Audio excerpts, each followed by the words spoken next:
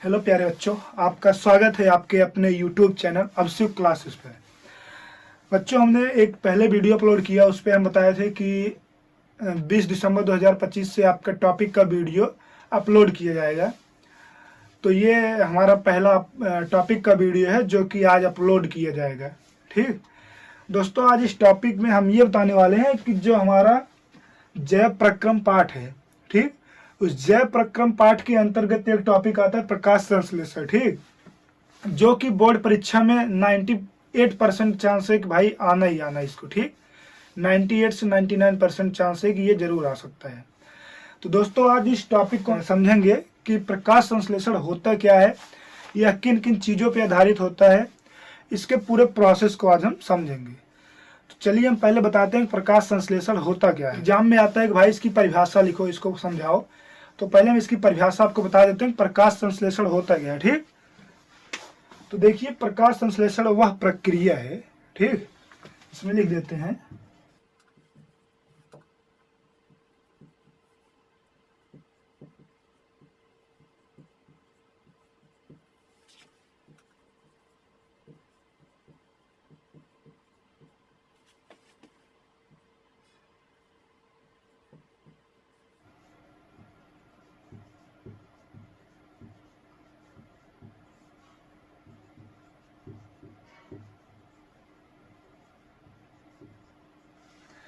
प्रकाश संश्लेषण वह प्रक्रिया है जिसके द्वारा हरे पादप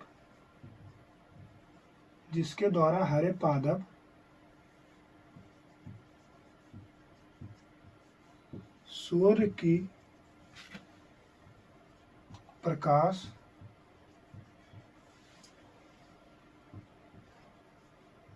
जल और कार्बन डाइऑक्साइड की उपस्थिति में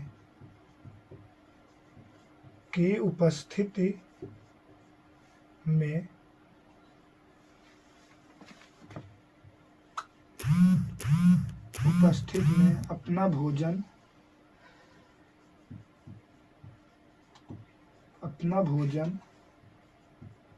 स्वयं बनाते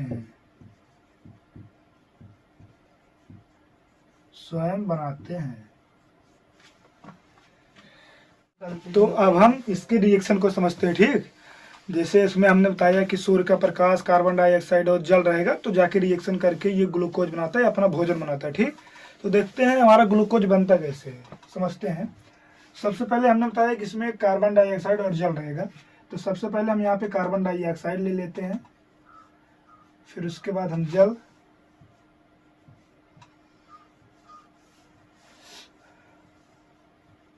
एरो लगाते हैं। फिर हमने एरो में बताया कि सूर्य का प्रकाश, ठीक, तो यहाँ पे हमारा सनलाइट होना चाहिए।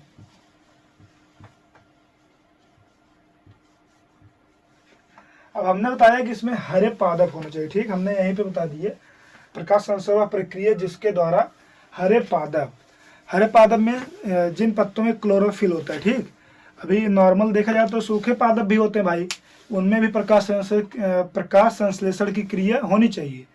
तो इनमें क्यों नहीं होता? क्योंकि उसमें क्लोरोफिल नहीं उपस्थित होता। क्लोरोफिल होता कहाँ है? क्लोरोफिल पादप की पत्तियों में, ठीक, पादप की पत्तियों में होता है। पादप की पत्ती होती है, पत्ती का हमारा एक भाग है क्लोरोप्लास्ट। ठीक, क्लोरोप्लास्ट, इस क्लोरोप्लास्ट के अंदर हमारा होता है थाइलाकोइड। ठीक, और इस थाइलाकोइड के अंदर होता है हमारा क्लोरोफिल।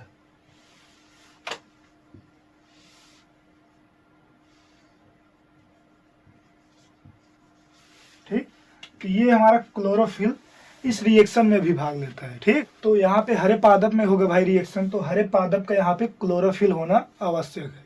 तो हम यहाँ पे क्लोरोफिल लेते हैं। ठीक, क्या होगा हमारा क्लोरोफिल। ठीक, जब हमारा कार्बन डाइऑक्साइड और जल सूर्य का प्रकाश और क्लोरोफिल की उपस्थिति में कार्य कर रहा है, तो यहाँ पे बनाएगा क्या, ग्लूकोज और ऑक्सीजन। ठीक, तो सबसे पहले क्या बनेगा हमारा, ग्लूकोज C6H12O6। ठीक, ये हमारा ग्लूकोज हो गया प्लस हमारा ऑक्सीजन। ठीक, ये हमारा रिएक्शन होगा। अगर पेपर में नॉर्मल आया कि प्रकाश संश्लेषण की प्रक्रिया को समझाइए तथा उसका समीकरण भी लिखिए, तो आप ऐसे नॉर्मल समीकरण लिख देना और एक डायग्राम अभी मैं आपको दिखा रहा हूँ, डायग्राम छाप देना। पर अगर ये बोल दिया जाए कि समीकरण को संतुलित कीजिए, तो समीकरण को संतुलित भी आपको करना पड़ेगा। तो देखते हैं समीकरण को संतुलित कैसे करते हैं। तो देखिए, सबसे पहले अभिकारक और उत्पाद दोनों में तत्वों की संख्या देखते हैं, बराबर है कि कम ज्यादा है। ठीक, संतुलित करना यही एक प्रक्रिया कि जिसमें जितना इसमें रहेगा उतना इस पे, यानी एक तराजू समझ लो और तराजू का दोनों साइड का भाग बराबर हो जाए तो समझ लेना संतुलित हो गया। ठीक, वही सेम प्रोसेस समीकरण करना है आपको संतुलित, उसी हिसाब से दोनों के यानी अभिकारक और उत्पाद दोनों तरफ के जो हमारे तत्व हैं उनकी संख्या बराबर होनी चाहिए। तो देखिए यहाँ पे कार्बन हमारा 1 है और इसमें कार्बन हमारा 6 है। ठीक, यहाँ पे 6 कार्बन, यहाँ पे 1 कार्बन, तो हमें भी यहाँ पे 6 कार्बन करना है। ठीक, तो यहाँ पे हम 6 कार्बन कर सकते हैं, कर देते हैं। ठीक, अब यहाँ पे 6 कार्बन, यहाँ पे 6 कार्बन, कार्बन हो गया हमारा संतुलित। ठीक है, हमारा कार्बन क्या हो गया, बैलेंस हो गया। अब उसके बाद आता है हमारा हाइड्रोजन। हाइड्रोजन को देखते हैं, यहाँ पे 2 हाइड्रोजन है प्लस यहाँ पे हमारा 12 हाइड्रोजन, यानी कितने का अंतर है, 10 का। ठीक, तो अब हम इसमें अगर 6 से गुणा कर देंगे, हमने 6 से मल्टीप्लाई किया, अब इन दोनों का गुणा हो जाएगा, समझ लो जो ये दोनों है ना, 6 दूनी 12, तो दोनों का हमारा क्या होगा, इसमें मल्टीप्लाई हो जाएगा। समझ में आया, तो 6 दूने 12, 12 हाइड्रोजन हो गया यहाँ पे 12 हाइड्रोजन, हमारा हाइड्रोजन भी संतुलित हो गया, कार्बन भी हो गया। अब बचा क्या, हमारा ऑक्सीजन बचा। ठीक, क्या बचा, ऑक्सीजन। तो ऑक्सीजन देखते हैं, यहाँ पे हमारे पास कितना ऑक्सीजन है, 6 दूनी 12, ये 2 है ना, ओ के नीचे 2, यानी जो हमारा ऑक्सीजन है वो 2 मॉलिक्यूल है। तो यहाँ पे 6 दूनी 12 ऑक्सीजन हो गया, प्लस यहाँ पे हमारा ऑक्सीजन 6 है, 6 से गुणा किया गया तो एच में भी होगा और ऑक्सीजन यानी हाइड्रोजन ऑक्सीजन दोनों में, तो यहाँ पे 6 ऑक्सीजन, यहाँ पे 12 ऑक्सीजन, टोटल कितना हुआ, अभिकारक में 18 ऑक्सीजन हो गया। ठीक, यहाँ पे 12, यहाँ पे 6, 12 6 18 ऑक्सीजन। ठीक, अब हम देखते हैं उत्पाद में। उत्पाद में हमारे पास यहाँ पे 6 ऑक्सीजन, यहाँ पे 2 ऑक्सीजन, 6 2 8 ऑक्सीजन। ठीक, कितने हैं, 8 ऑक्सीजन। अभी हमको कितना चाहिए, 10 ऑक्सीजन भी चाहिए। तो इसको बैलेंस करने के लिए हम अगर यहाँ पे 6 से गुणा कर देंगे। ठीक, यहाँ पे हमने 6 से गुणा कर दिया, 6 दूनी 12, 6 18, 6 दूनी 12, 6 18, 18 ऑक्सीजन, 6 दूनी 12 और ये 6 18, ऑक्सीजन भी बराबर हो गया हमारा। अब देखिए, कार्बन हाइड्रोजन ऑक्सीजन तीनों की संख्या यहाँ पे भी बराबर, यहाँ पे भी बराबर। ठीक, अब ये जो हमारा समीकरण है, यह हमारा समीकरण संतुलित हो गया। अब देखते हैं इसका डायग्राम कि सूर्य का प्रकाश कैसे पड़ता है और पत्तियों पे पड़ता है, तने पे पड़ता है और प्रकाश संश्लेषण की प्रक्रिया होती कैसे है। ठीक, जल कैसे आता है, इसको डायग्राम में देखते हैं। देखो अभी हम समझा रहे हैं डायग्राम के माध्यम से। मान लो ये हमारे भगवान जी हो गए। ठीक, ये मान लो उनकी आंखें हो गई, समझ लो ये इस साइड हो गया। ठीक,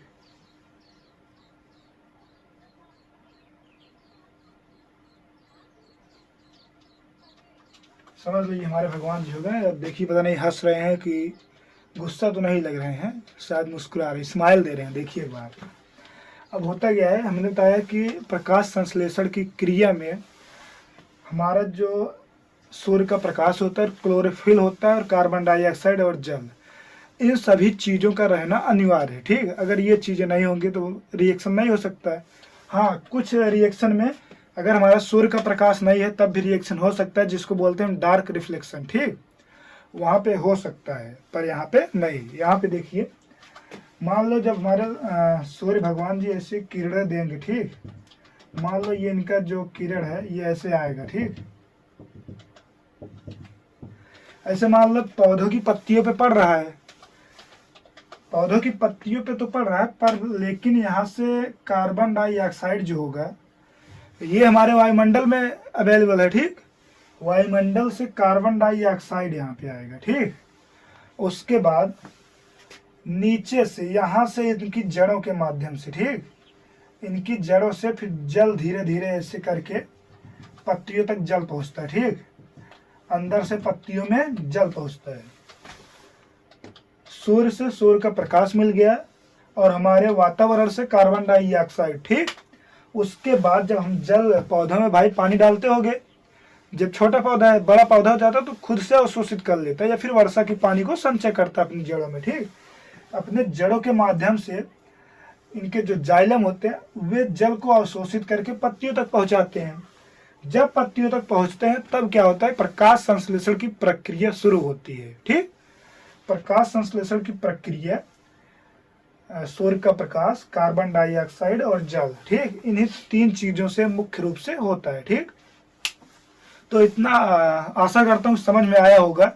हमने बताया कि प्रकाश संश्लेषण क्या है। ठीक, मान लो अगर कोई परिभाषा पूछ ली तो सिंपल सी बात, केवल एक लाइन अपने मन में याद रखना, प्रकाश संश्लेषण वह प्रक्रिया है जिसके द्वारा सूर्य की प्रकाश, ठीक, सूर्य के प्रकाश और कार्बन डाइऑक्साइड तथा जल की उपस्थिति से, ठीक, सूर्य के प्रकाश, कार्बन डाइऑक्साइड और जल की उपस्थिति में पादप अपने भोजन का निर्माण करते हैं। ठीक, पादप अपने भोजन का निर्माण करते हैं, वह प्रक्रिया प्रकाश संश्लेषण कहलाती है। ठीक, एकदम सिंपल भाषा में समझो कि सूर्य से सूर्य का प्रकाश, कार्बन डाइऑक्साइड वायुमंडल से और जल जो है हमारे जड़ों के माध्यम से पत्तियों तक पहुंचना। उसके बाद इस तीनों की क्रिया करने के बाद जो ग्लूकोज बनता है, जो पौधों का भोजन बनता है, इस प्रोसेस को ही प्रकाश संश्लेषण कहते हैं। ठीक है, आशा करता हूँ आपको समझ में आ गया होगा। ठीक, अगर भाई पेपर में आएगा डायग्राम थोड़ा अच्छे से बना लेना। मान लो मैं तो वैसे बना दिया हूँ, पता नहीं भगवान गुस्सा तो नहीं कर रहे हैं। ठीक, बाकी जो ना समझ में आए कमेंट में जरूर बताना। उसके बाद रिएक्शन चाहे पहले लिख देना, चाहे इसके बाद रिएक्शन लिख देना। ठीक, ये हमारा कार्बन डाइऑक्साइड है, कार्बन डाइऑक्साइड,